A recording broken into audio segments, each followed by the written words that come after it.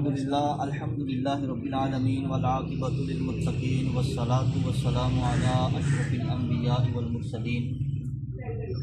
وعلی آلہ واصحابہ اجمعین، اما بعد فاعوذ باللہ من الشیطان الرجیم، بسم اللہ الرحمن الرحیم۔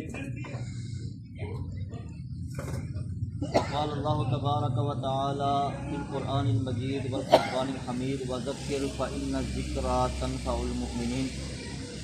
وقال النبی صلی اللہ علیہ وسلم بلغوا انی ولو آیہ او کما قال علیہ الصلاۃ والسلام۔ سب سے پہلی بات تو یہ کہ ہمارے اندر تو اتنی قابلیت نہیں۔ آپ تمام احباب جو یہاں میرے سامنے بیٹھ کے مجھ گنہگار کی گفتگو کو سننے لگے ہیں،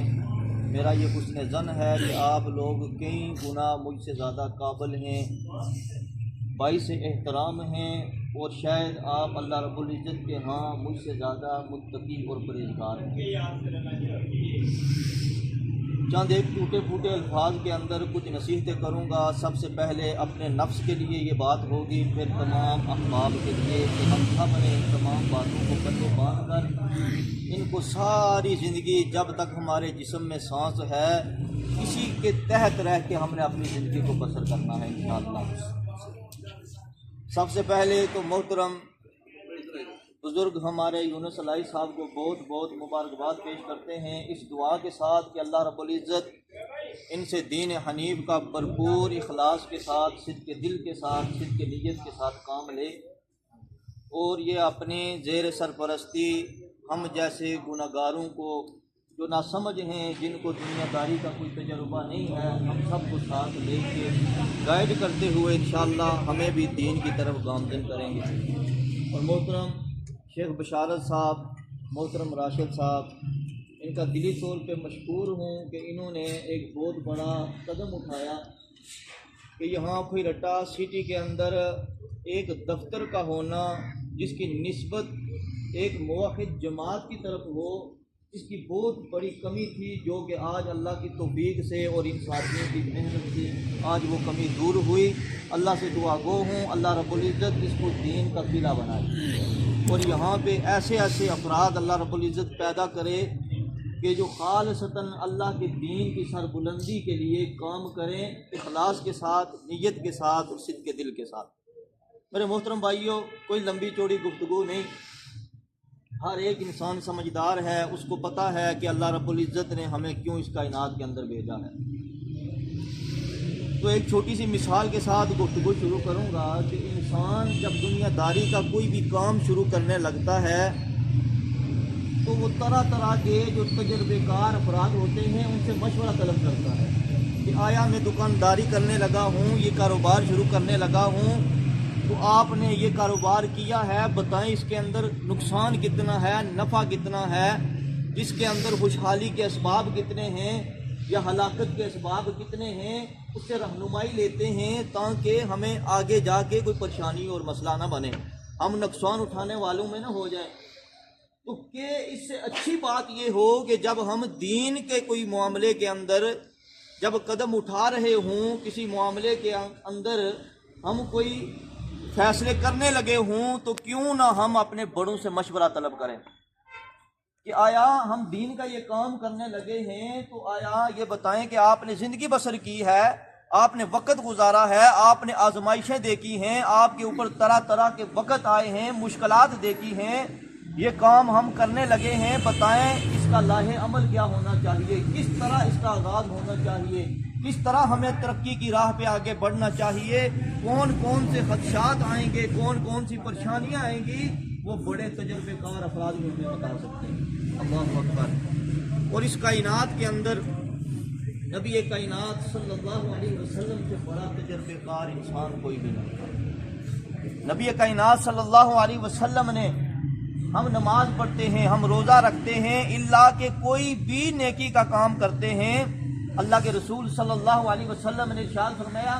تین چیزیں، تین شرطیں جب تک اس عمل کے اندر نہیں ہوں گی، اللہ کسی کا بڑے سے بڑا اور چھوٹے سے چھوٹا عمل قبول نہیں کریں گے۔ وہ تین شرائط کون سی ہیں؟ سب سے پہلی شرط یہ ہے کہ انسان اللہ رب العزت کی توحید کو ماننے والا ہو، ایمان باللہ رکھنے والا ہو، نبی کائنات صلی اللہ علیہ وسلم کی نبوت کے خاتمے کا ایمان رکھنے والا ہو کہ آپ خاتم النبیین ہیں، آپ رحمت للعالمین ہیں، فرشتوں کو ماننے والا ہو، آسمانی کتابیں جتنی بھی ہیں ان کے اوپر اس کا ایمان ہو، اور مرنے کے بعد دوبارہ جی اٹھنے پر اس کا ایمان ہو، یہ صاحب ایمان بندہ ہے۔ جو نیکی کرے گا اللہ اس کی نیکی کو قبول کریں گے، اور جس کے اندر ایمان نہیں ہے، مشرکین مکہ بھی تھے جو حاجیوں کو ستو گول گول کے پلایا کرتے، ایمان باللہ تھا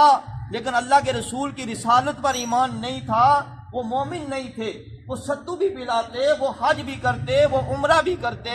وہ بیت اللہ کی تعمیر کے اندر اپنا حصہ بھی ملاتے، لیکن اللہ نے ان کے عمل کو قبول کیا نہیں کیا۔ وجہ یہ تھی کہ ان کے پاس ایمان کی دولت موجود نہیں تھی، توحید موجود نہیں تھی۔ اللہ اکبر۔ میرے محترم بھائیوں بزرگوں، اللہ رب العزت نے قرآن مجید کے اندر ارشاد فرمایا وَمَن يَعْمَلْ مِنَ الصَّالِحَاتِ مِن ذَكَرٍ أَوْ أُنثَىٰ وَهُوَ مُؤْمِنٌ فَأُولَٰئِكَ يَدْخُلُونَ الْجَنَّةَ وَلَا يُظْلَمُونَ نَقِيرًا، کہ جو بھی انسان صاحب ایمان ہو کر کوئی ایک عمل بھی کرتا ہے، مردوں میں سے ہو یا عورتوں میں سے ہو، ایک عمل کر لے، اس کوئی بنڈلی سے ہے، کوئی شیری سے ہے، کیا کوئی رٹا کے اندر افراد کی کمی تھی؟ نہ، کمی نہیں تھی، افراد موجود تھے، لیکن جن کا انتخاب اللہ رب العزت نے کیا ہے وہ آپ افراد ہیں۔ اللہ اکبر۔ یہ آپ کو میں خوشخبری بھی سنا دیتا ہوں، اور میرا حسن ظن بھی ہے کہ آپ لوگ اللہ کے ہاں ایک معیار رکھتے ہیں، آپ کا ایمان اللہ کے ہاں لکھا ہوا ہے کہ یہ صاحب ایمان ہے، اسی لیے اللہ رب العزت نے آپ کو دین کی نشر و اشاعت کے لیے چنا ہے، دین کی سربلندی کے لیے چنا ہے۔ جس طرح محترم قاری صاحب نے فرمایا نا، اللہ جس کے ساتھ نیکی اور بلائی کا ارادہ کر لیتا ہے یفقہہ فی الدین، اللہ اس کو دین کی طرف لے کے آ جاتا ہے، دین کی سمجھ عطا کر دیتا ہے۔ آئیے میرے محترم بھائیوں، نبی کائنات صلی اللہ علیہ وسلم نے اعمال کی قبولیت کی جو دوسری شرط بتلائی وہ یہ ہے کہ خلوص دل کے ساتھ، خلوص نیت کے ساتھ عمل کو کیا جائے۔ اگر آج ہمیں اللہ نے عہدے دیے ہیں اس لیے نہیں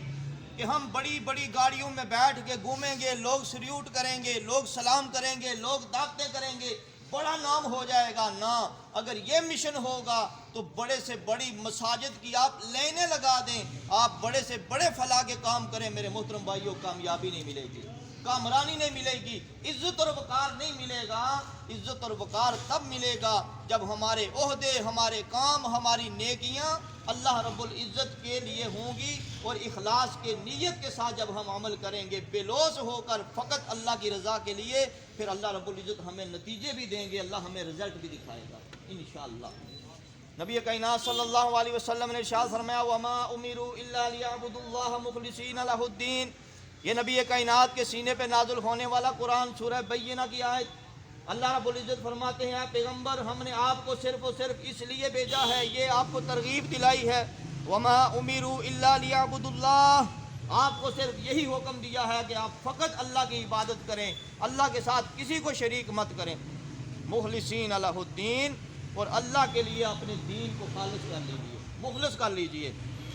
حنفاء ویقیموا الصلاۃ ویؤتوا الزکاۃ وذالک دین القیمہ، نماز قائم کرنے کے لیے، زکوٰۃ ادا کرنے کے لیے، وذالک دین القیمہ، اور اللہ نے فرمایا یہی وہ ملت ہے جو بالکل سیدھی اور پختہ ملت ہے، پختہ دین ہے۔ نبی کائنات صلی اللہ علیہ وسلم نے ارشاد فرمایا انما الاعمال بالنیات وانما لکل امرئ ما نوى فمن كانت ہجرته الى دنیا یصیبها او امرأة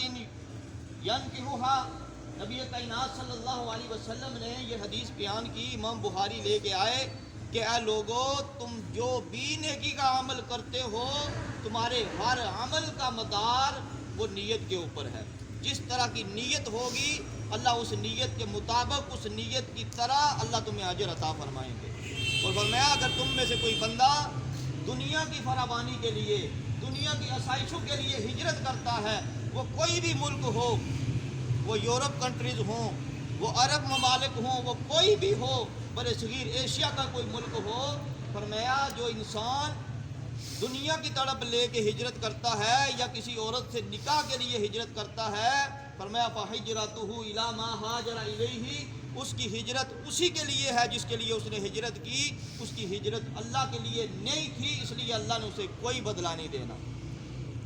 جب ہجرت اللہ کے لیے ہوگی، جب اللہ کے دین کے لیے ماریں برداشت کریں گے، جب اللہ کے دین کے لیے لوگوں کے تانے، لوگوں کی گالیاں برداشت کریں گے، میرے محترم بھائیوں، یہ دین ایسا ہے کہ جب آپ دین کے اوپر چلیں گے، آپ پھول لے کے چلیں گے، لوگ آپ کے پاؤں کے نیچے کانٹے بچھائیں گے۔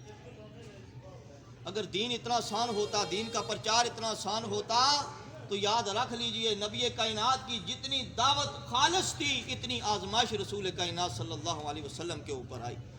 وہ نبی کائنات پھول ہی لے کے گئے تھے نا طائف والوں کے پاس، لوگوں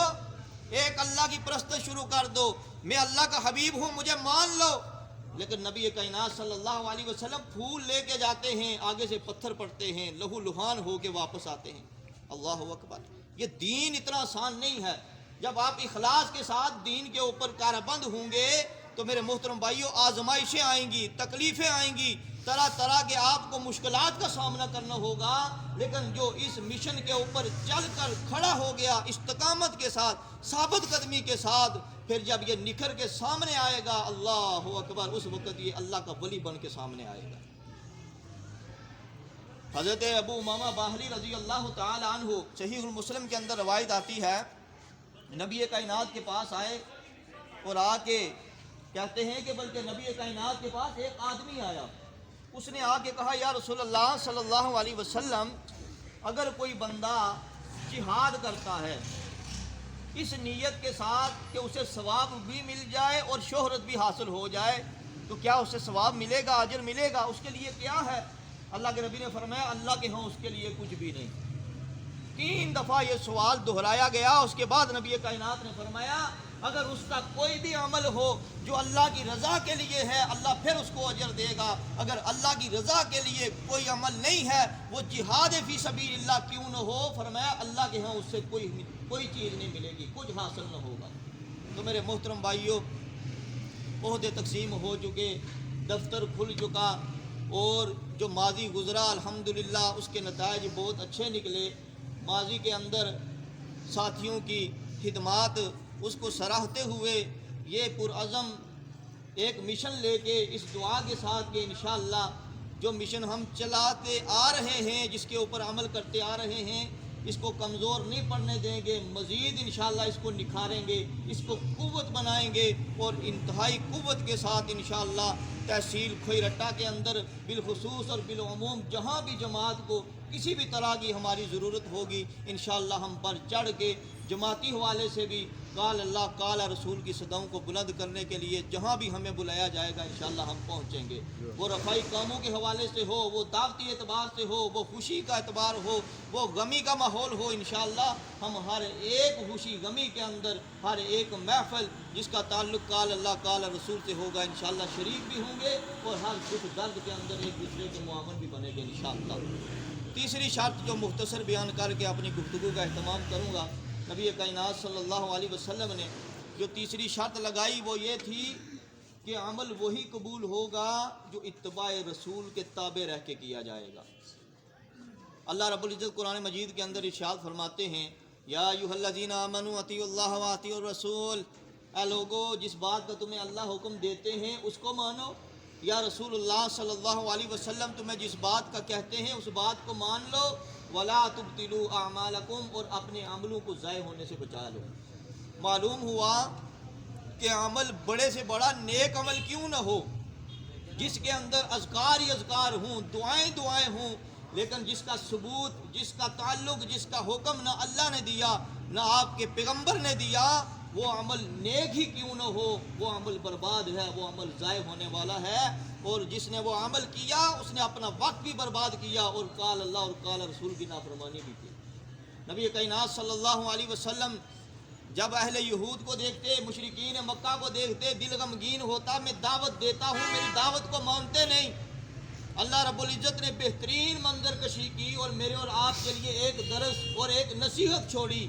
اللہ رب العزت قرآن مجید میں ارشاد فرماتے ہیں وَمَن يُطِعِ الرَّسُولَ فَقَدْ أَطَاعَ اللَّهَ وَمَن تَوَلَّىٰ فَمَا أَرْسَلْنَاكَ عَلَيْهِمْ حَفِيظًا۔ اللہ رب العزت فرماتے ہیں کہ اے لوگوں سے کہہ دیجئے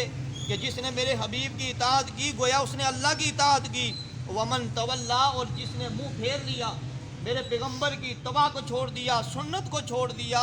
فما ارسلناک علیہم حفیظا، اے میرے پیغمبر پھر آپ ان کے لیے غمگین نہ ہوں، آپ پریشان نہ ہوں، فما ارسلناک علیہم حفیظا، ہم نے آپ کو ان کے اوپر کوئی نگہبان تو نہیں بنایا کہ آپ نے ہر ایک کو ہدایت دینی ہے اور ہر ایک کو اپنے پیچھے لگانا ہے، نہ، یہ اللہ کی توفیق ہے۔ اگر میں اور آپ دین حنیف کے اوپر چل رہے ہیں، قال اللہ قال رسول کے متحد رہ کر اپنی زندگیوں کو بسر کرنے کی کوشش کر رہے ہیں، تو یقیناً یہ اللہ رب العزت کی طرف سے بہت بڑا میرے اور آپ کے اوپر انعام ہے، اللہ کا فضل ہے، اللہ کی توفیق ہے۔ اگر اللہ چاہتا تو ہم بھی گمراہیوں میں چلے جاتے، لیکن اللہ نے توفیق دی، اللہ نے چناؤ کیا، اللہ نے ہمیں عقیدہ توحید دیا اور عقیدہ سلف صالحین دے کر ہمیں قال اللہ قال رسول کے تحت لگا کر اپنی زندگیوں کو بسر کرنے والوں میں شامل کر دیا۔ یہ اللہ رب العزت کا بہت بڑا احسان ہے۔ میرے محترم بھائیوں بزرگوں، اس آیت کے اندر میرے اور آپ کے لیے سبق یہ ہے کہ ہمارے لیے مشکلات آئیں گی، پریشانیاں آئیں گی، ہم نے دعوت دینی ہے بڑے اچھے انداز کے ساتھ، بغیر کسی کے اوپر کفر کا فتویٰ لگائے، لوگوں کو بہترین طریقے سے گائیڈ کرنا ہے، ان کی بدعات اور خرافات کا ہم نے حصہ نہیں بننا، لیکن ان کو ان چیزوں سے نکال کے فقط خالص اللہ کے دین کی طرف لے کے آنا ہے، محبت کے ساتھ، پیار کے ساتھ، اخوت کے ساتھ، بھائی چارے کے ساتھ، انشاءاللہ تعالی اللہ ہمیں کامیابی عطا کرے گا۔ وہ وقت دور نہیں کہ جب ہمارے بھی اس کائنات کے اندر ڈنڈے بجیں گے، اور جس طرح علامہ احسان اللہ ظہیر کہا کرتے تھے، لوگو ہم وہ لوگ ہیں جن کو لوگ نہیں مانتے تھے، ہم بڑے زوروں سے منوائے گئے ہیں، اللہ اکبر۔ تو ہم نے بھی اپنے اچھے اخلاق سے، اچھے کردار سے، اچھے برتاؤ سے لوگوں کی خوشی اور غمی میں شریک ہو کر، ان کا دکھ درد بانٹ کے انشاءاللہ لوگوں کو اپنے کردار سے متاثر کر کے فقط اللہ کے رسول صلی اللہ علیہ وسلم کے دین کی طرف لے کے آنا ہے۔ میں پھر مشکور ہوں انتظامیہ کا، جنہوں نے وقت دیا اور ہمیں یہاں آنے کا موقع فراہم کیا، اور پھر شیخ بشارت صاحب انتہائی مبارک کے مستحق ہیں، جنہوں نے ایک پلیٹ فارم یہاں پہ بنایا ہے۔ اور آپ سب سے درخواست یہ ہے کہ جب بھی وقتاً فوقتاً یہ امیر محترم ہیں سٹی کھوئرٹا کے، ان کو منتخب کیا گیا ہے، تو جب بھی آپ کو یہ صدائیں لگائیں، مجھے اگر انشاءاللہ پکاریں گے، میں بھی اسی وقت یہاں پہ حاضر ہوں گا، فقط اللہ کے دین کی سربلندی کے لیے۔ تو آپ نے بھی وقت نکال کر، کیونکہ یہ اللہ کے دین کا کام ہے، مل جل کے چلیں گے تو انشاءاللہ ایک طاقت بنیں گے، اگر بکھر جائیں گے تو پھر درندوں کا شکار بن جائیں گے۔ اللہ رب العزت ہمیں مل جل کے دین حنیف کا کام کرنے کی توفیق عطا فرمائے۔ وآخر دعوایا ان الحمد للہ رب العالمین۔